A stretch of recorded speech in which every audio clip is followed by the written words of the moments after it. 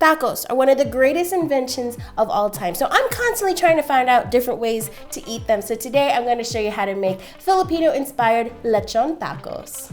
First, you're going to make a basic lechon kawali. Now usually this is boiled and fried, but I'm going to show you how to boil it and then bake it until it's super crispy. So in this pot of water, I'm just going to add some pork belly. And then a whole lot of flavorings here, so some whole black peppercorns, several bay leaves, a whole head of garlic with the skin on, but you want to separate the cloves.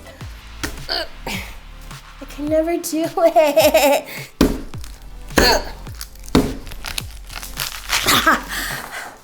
Haters gonna say it's fake. All the kitties in the pool. For a little saltiness and color, soy sauce. Bring it up to a boil, then lower the heat to simmer for 1 hour. It'll get nice and tender. This is ready. Just pull them out. I've got a rack here on top of a tray.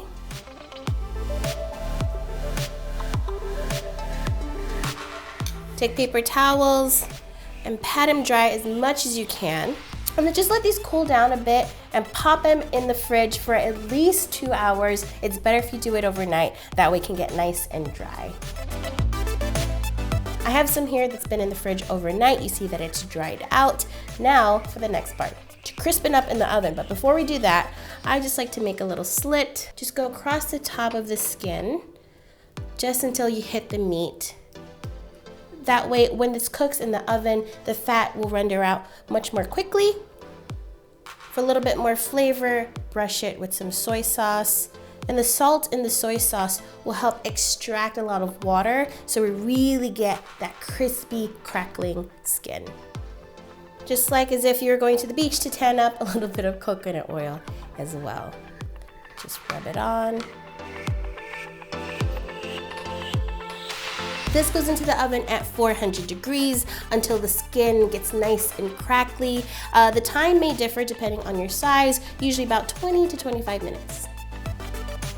Meanwhile, make a quick pickle. I love the contrast between rich, crunchy foods and a nice, bright, fresh pickle. So I've got delicious things here that'll make up something that's like a Filipino atchara. It's great with like barbecues.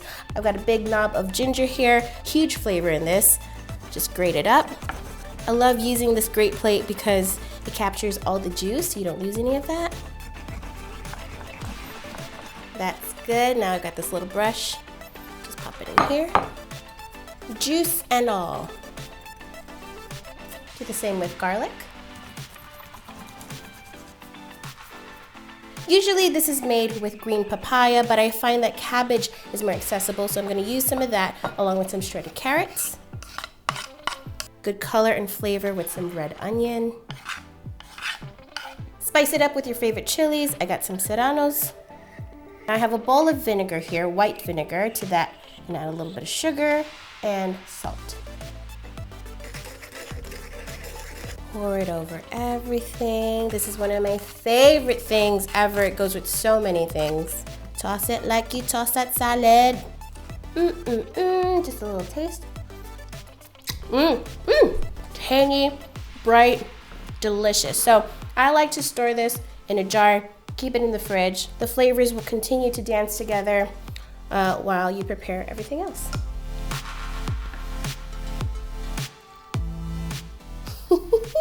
Look how amazing that looks. And listen to this. Once you hear that, you know it's ready. It's gonna be so crispy. Let's cut into this so you can hear it. Just so you know how crispy this is, I'm gonna take this little bite.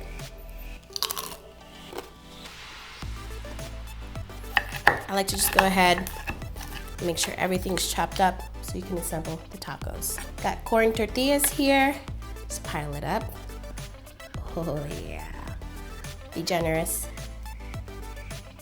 Remember that pickle? Right on top. Look at those colors. This is optional, but for a little creaminess, some crema. Chopped cilantro. Of course, some lime. You want to be super Filipino about this, add calamansi if you have some. And there you have it, lechon tacos.